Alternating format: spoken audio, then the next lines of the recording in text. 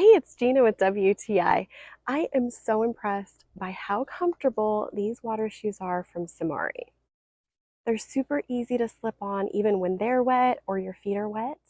And the knitting around the ankle part in particular is so soft and cushy. Didn't give me any blisters at all from walking around in them. And I really appreciated that because, of course, I want my feet to be comfortable.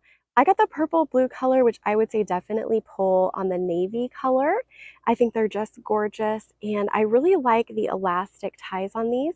I noticed that they do kind of flap around a little bit when I tighten them around my ankle. So I just slid the tab underneath the front loops, and that works perfectly. It keeps it from flopping around, and it's really comfortable, keeps them tight on my feet. I loved using these when I was out paddleboarding, even on the board itself. There's plenty of grip on the soles. These are just perfect for summer when you want to be out at the lake or the river, and there's rocks to walk across. And I got the 7.5 in women's. That's the size shoe that I wear, and these are true to size. These have been just perfect for all my adventures out in the water this summer. Go get yourself a pair. There are so many different colors to choose from, and that's my point of view.